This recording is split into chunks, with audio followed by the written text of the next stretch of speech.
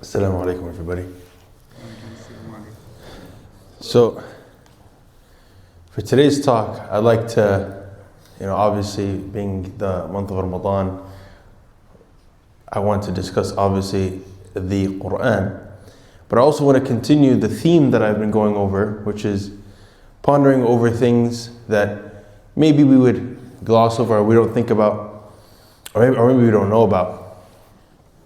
That when we think about them a little bit harder, they become proofs or evidences for the fact that Islam cannot come from any other source except Allah subhanahu wa ta'ala.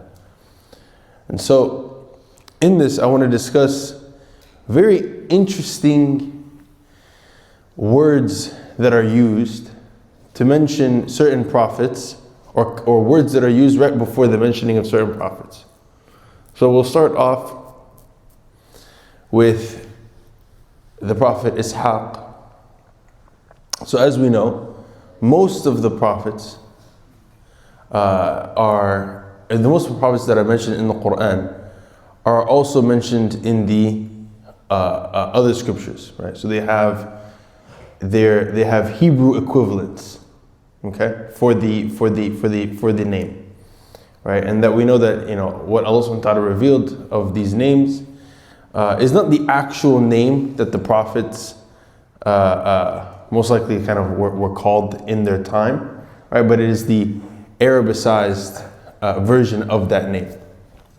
So with that being said, when you're reciting the Quran, inshallah, in this month, you'll come across in Surah Hud a verse where Allah subhanahu wa ta'ala talks about the glad tidings that Ibrahim gets about the coming of Ishaq, right, his second son. And so Allah subhanahu wa ta'ala says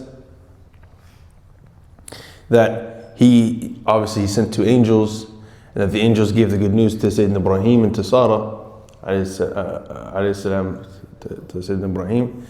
And that basically, when Sarah heard the news that she was going to be blessed with a child, she laughed. So Allah subhanahu wa ta'ala says, فَضَحِكَتْ فَبَشَّرْنَاهَا بِإِسْحَاقَ. So she laughed, so we gave her the good news of Ishaq. And it's interesting that in Hebrew, Ishaq's name means the one who laughed.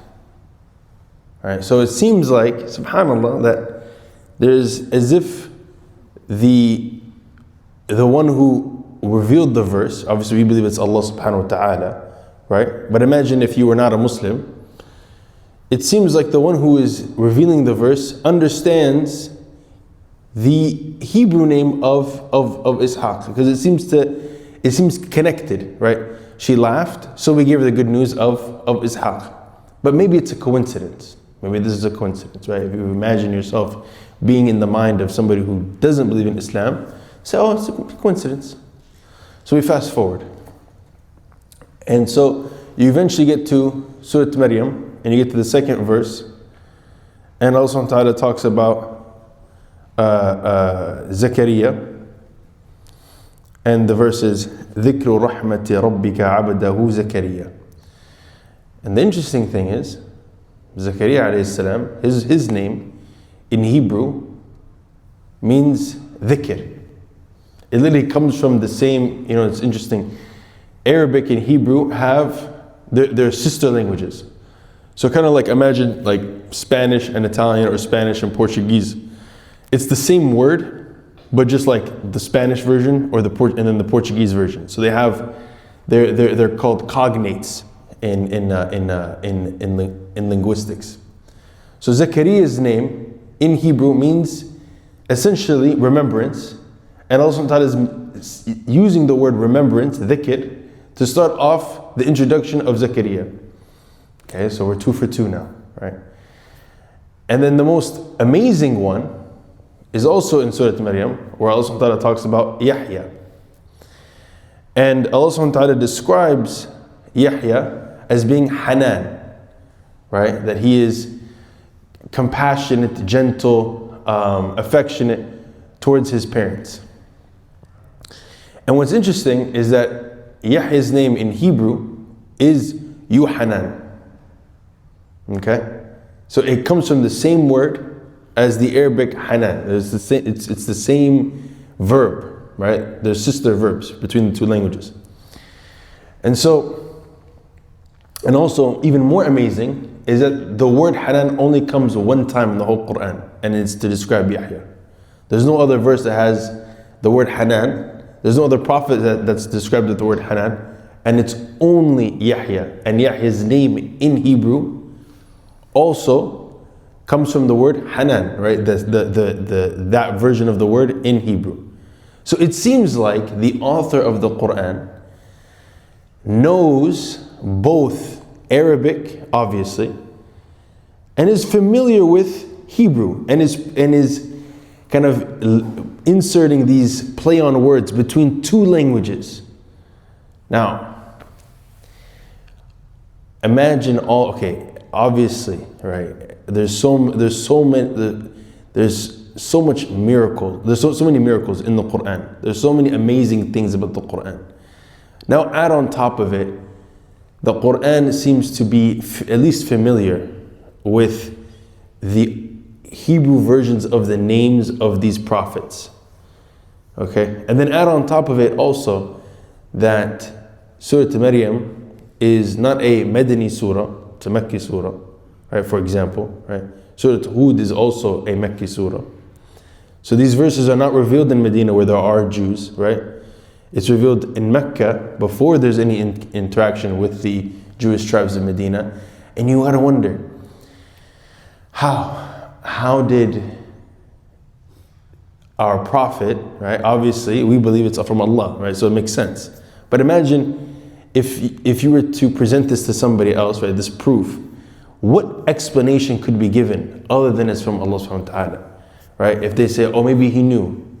He didn't know how to read and write, let alone know another language.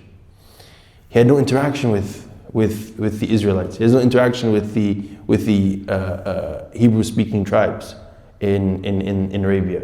He doesn't even know that at this time, and Allah knows best, but I believe that when these verses are revealed, he doesn't even know that he's going to migrate to Medina, right? If you speak from a historical perspective, it's before the incidences at Ta'if. So the question is how? Why? Why insert this, quote unquote Easter egg? And the answer is, he didn't. Our Prophet ﷺ did not author the Quran.